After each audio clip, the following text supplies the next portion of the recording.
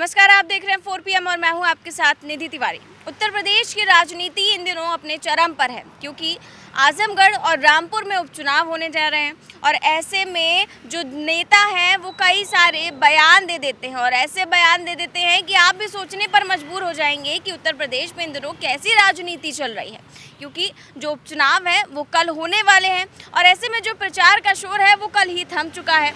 ऐसे में जो भी नेता प्रचार करने पहुंच रहे थे, चाहे वो आजमगढ़ हो, रामपुर हो, वो कई सारी बयानबाजियां कर रहे थे और इन दिनों जो आजम खान हैं उनको लेकर चर्चाएं काफ़ी ज़्यादा तेज़ है। जब से वो जेल से बाहर आए हैं कोई ना कोई ऐसा बयान दे ही दे देते हैं कि ऐसा सियासी भूचाल खड़ा हो जाता है और सियासी चर्चाएं जो है वो तेज़ हो जाती हैं। लगातार आजम खान बयानबाजियां कर रहे हैं, चाहे वो केशव मौर्य को लेकर हो, चाहे वो किसी भी नेता को लेकर हो। जब भी वो कोई बयान देते हैं तो वो चर्चा का विषय बन जाता है और हाल ही में उन्होंने कल ही एक ऐसा बयान दिया है जिससे उत्तर प्रदेश की राजनीति जो है वो गर्मा गई है। दरअसल आजम खान रामपुर में एक सभा को संबोधित कर रहे थे और उस दौरान वो संबोधित करते करते पहुंच गए औरंगजेब के ज़माने में। जी हाँ, उन्होंने औरंगजेब की सल्तनत की मांग कर डाली। उनका कहना था कि औरंगजेब वाला भारत लौटा दिया जाए। तो इस तरह से जो औरंगजेब है, क्योंकि औरंगजेब जो है वो राजनीति में लगातार चर्चा का विषय बने रहते हैं, यहाँ पर बयानबाजियाँ उनको लेकर चलती रहती है और उसके बाद फिर उसको लेकर विवाद भी खड़ा हो जाता है।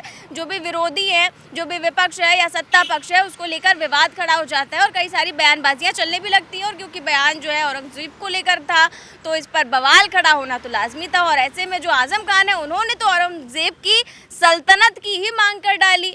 तो ऐसे में जो बवाल था वो फिर से खड़ा हो गया। पहले आप ये बयान सुनिए आजम खान का। चाहता हिंदुस्तान बटे, हम जिम्मेदार नहीं थे हिंदुस्तान के बंटवारे के, हम तो चाहते थे मुत्तहिद हिंदुस्तान को। और आज भी अगर हिंदुस्तान बटाना होता,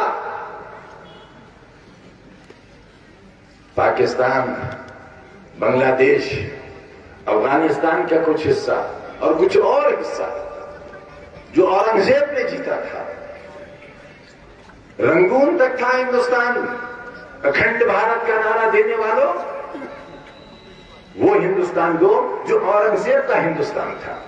गाली दो उसे जितनी चाहो, हमें उससे कोई इत्तेराज नहीं है।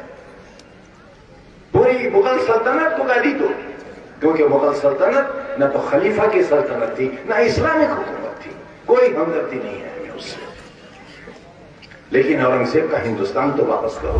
तो सुना आपने, क्योंकि बयान अब औरंगजेब को लेकर था और बयान जो है वो सपा के एक वरिष्ठ और कद्दावर नेता की तरफ से दिया गया था, तो इस पर बवाल खड़ा होना तो लाजमी है।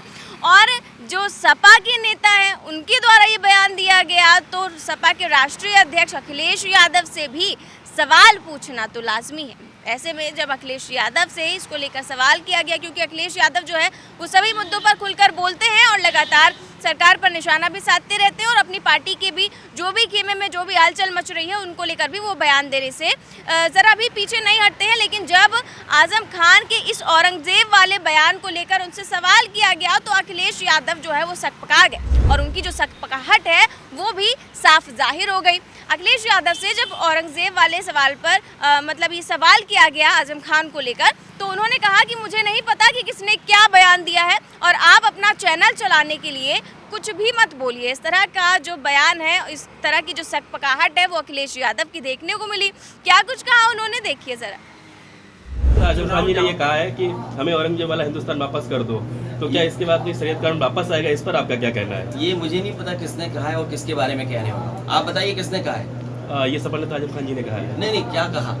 कि औरंगजेब का जो हिंदुस्तान वापस ये आप कुछ और पढ़ रहे हैं भाई। अपने चैनल चलाने के लिए कुछ ऐसा मत बोलो, मैं जानता हूँ क्या चैनल चलाना चाहता हूँ। तो नेता बयान देते हैं, फिर उस पर चर्चा होती है और फिर उस पर लोगों की प्रतिक्रिया और फिर उसका कोई विरोध करता है तो कोई समर्थन करता है।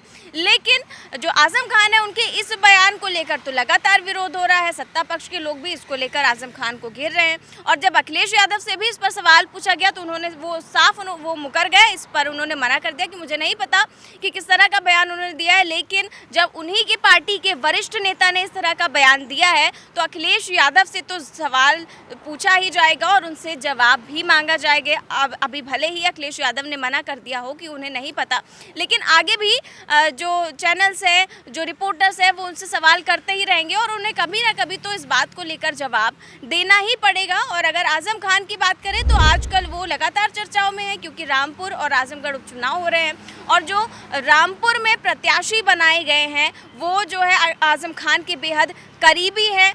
इसलिए जो आजम खान है वो लगातार उनके लिए चुनाव प्रचार कर रहे हैं, रामपुर में भी चुनाव प्रचार कर रहे हैं और वो सत्ता पक्ष को घेरने में किसी भी तरह से पीछे नहीं हट रहे हैं। और ऐसे में कई सारे वो बयानबाजी भी कर जा रहे हैं। कल ही उन्होंने केशव मौर्य को लेकर भी एक ऐसा बयान दिया था जिस पर भी काफ़ी ज़्यादा चर्चाएं हुई थी। उन्होंने केशव मौर्य को खैरात में बना हुआ उप मुख्यमंत्री बताया था। उन्होंने कहा था कि विधानसभा में जिसकी जमानत जब्त हो गई, विधान परिषद के जरिए उन्हें खैरात में और भीख में उप मुख्यमंत्री बना दिया गया और अब वो जो है यहाँ पर कह रहे हैं कि यहाँ पर राम राज्य आएगा। इस तरह का बयान उन्होंने दिया था, तो इस पर केशव मौर्य ने भी उन पर पलटवार किया था और ये भी कह दिया था कि आजम खान का मानसिक संतुलन ठीक नहीं है। आजम खान को लेकर केशव प्रसाद मौर्य ने एक ट्वीट किया और ट्वीट करते हुए लिखा, माननीय विधायक मोहम्मद आजम खान जी के अपशब्दों का उत्तर कमल खिलाकर देना। रामपुर और आजमगढ़ के भाइयों और बहनों, खान साहब का मानसिक संतुलन ठीक है तो इस भाषा का जवाब क्या दूं?